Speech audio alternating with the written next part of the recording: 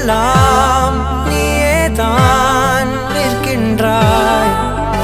விழியின் மேல் நான் கோபம் கொண்டே இமை மூடிடு என்றேன்.